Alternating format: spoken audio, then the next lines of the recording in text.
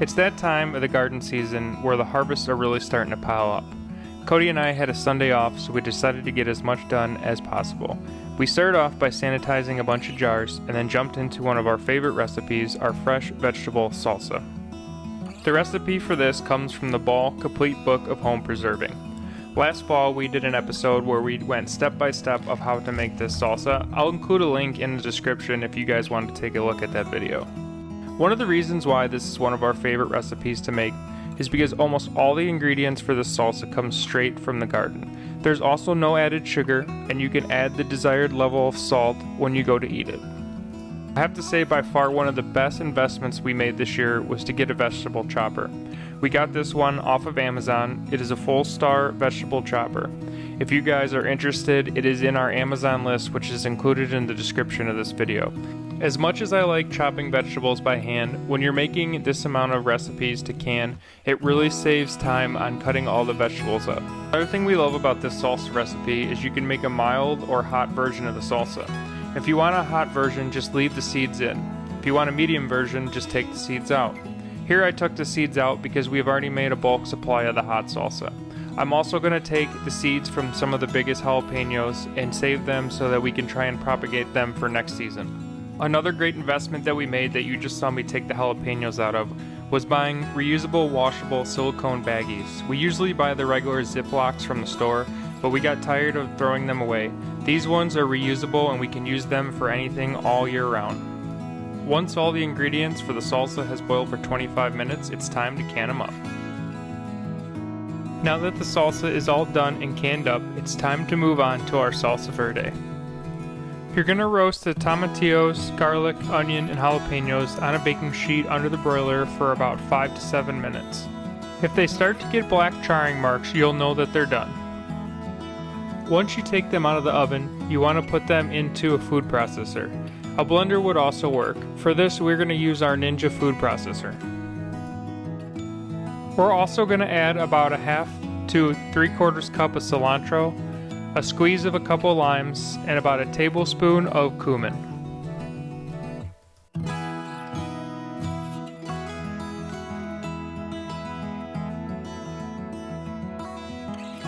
Once all the ingredients have been added, you want to give it a good blend. Now that it's all blended up, we're going to add it to the jars. This recipe is not an approved canning recipe. We eat this so quickly that we only store it for a week or so. If you're looking for a Salsa Verde recipe you can store long term, make sure to always refer to an approved canning recipe.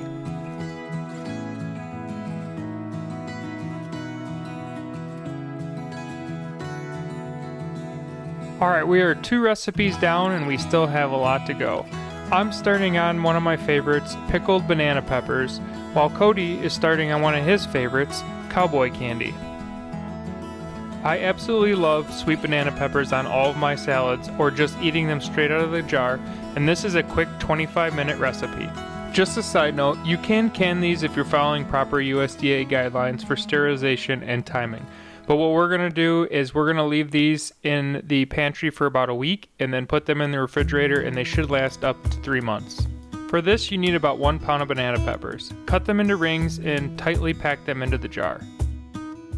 In a medium-sized saucepan, combine 2 cups of white vinegar, 2 cups of apple cider vinegar, 1 cup of sugar, 1 teaspoon of mustard seed, 1 teaspoon of celery seed, stir and bring to a boil.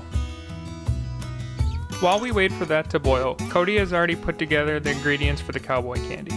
In a large saucepan, mix 2 cups of apple cider vinegar, 2 cups granulated sugar, 2 cups brown sugar, 1 teaspoon of turmeric, 1 teaspoon of garlic powder, a 1/4 teaspoon of celery seed, and a 1/2 teaspoon of cayenne pepper. Bring that to a boil and then add the jalapenos.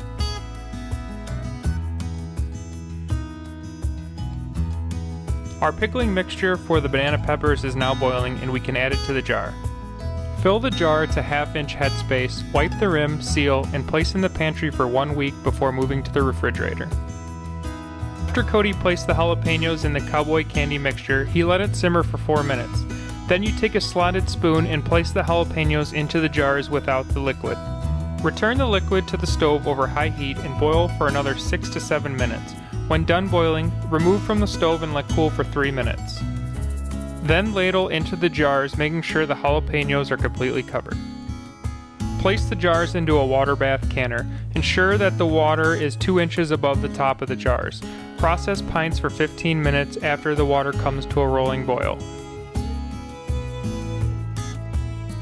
One of the things we really wanted to improve on this season was making our own spices. Here I'm cutting up some poblanos that we're going to dry and powder and mix in to make our own chili powder.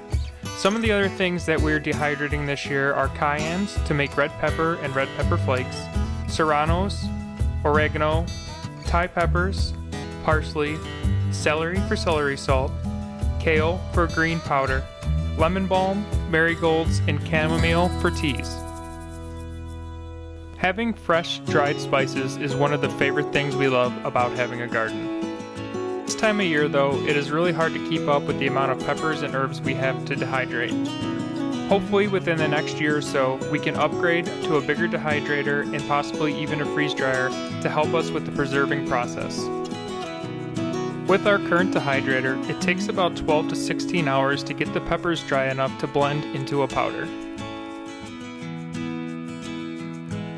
With a half day of preserving and canning already behind us, it's time to move on to one of my other favorites, pickled pepperoncinis.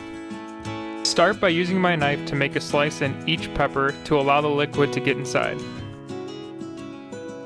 Once your jars are sanitized, crush 2 cloves of garlic into each jar along with 6 to 7 whole peppercorns, 6 to 7 whole coriander seed, 1 teaspoon of dried crushed red pepper flakes, and 1 bay leaf.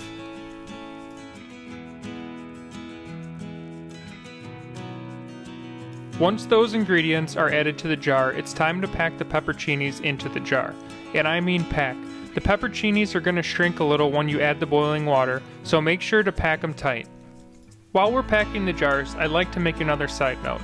I did make these last year and water bath can them. After water bath canning them, they held the flavor, but the peppers became very mush.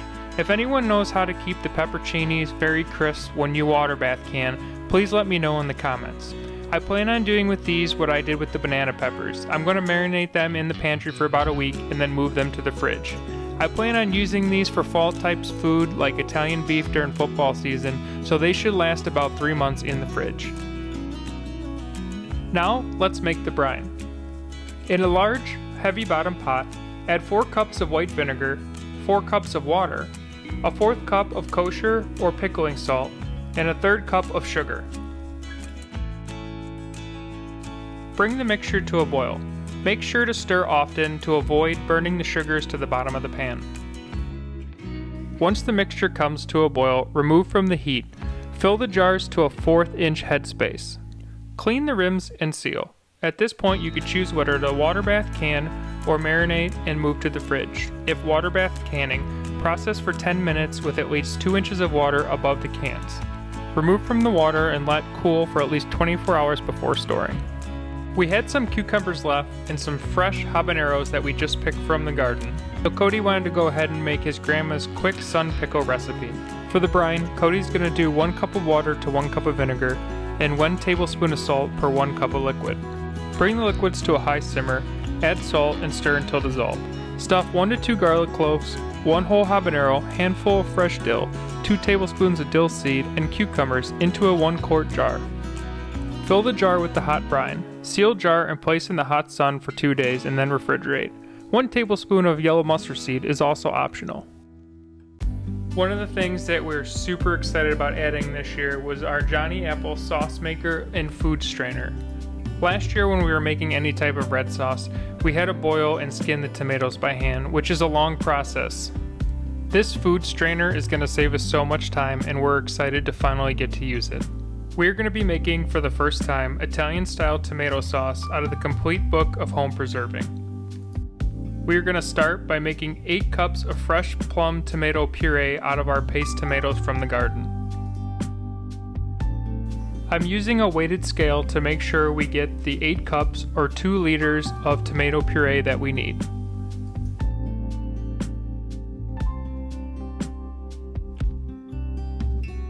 Then we're going to need 2/3 cup of finely chopped onions, 2/3 cup of finely chopped celery that we just picked from the garden, a half cup of finely chopped carrot, 2 cloves of finely chopped garlic. We're going to start by combining 1 cup of tomato puree with the onions, celery, carrots, and garlic. We're going to bring to a boil over medium-high heat, stirring frequently. Reduce heat, cover, and boil gently until vegetables are tender. While maintaining a steady boil, we will add the remaining tomato puree 1 cup at a time, stirring frequently. We're also going to stir in lemon juice, salt, black pepper, and hot pepper flakes. Bring to a full rolling boil. Stir frequently until mixture is reduced to about 1/3. Ladle the hot sauce into hot jars, leaving 1/2-inch headspace. Remove air bubbles and adjust headspace if necessary by adding more hot sauce.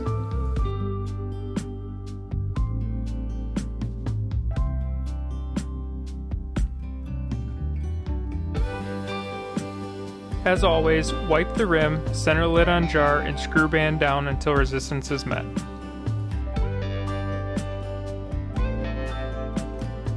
Place the jars into the canner, assuring they are completely covered with water. Bring to a boil and process for 35 minutes.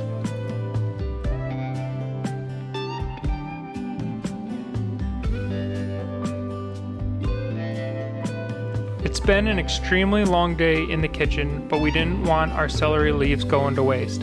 We're going to dehydrate them in the oven and ground them up and add them to our fresh celery salt.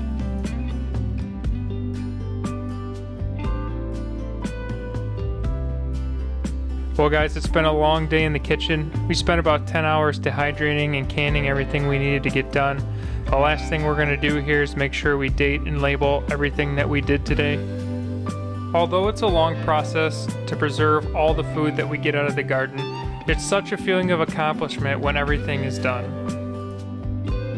We still have about a month left to go in the season and still many days of preserving ahead. As always, we'd like to thank you guys for tuning in to another one of our episodes. We have many more videos to still come this season. As always, make sure you hit that subscribe and like button, and we'll see you guys next time.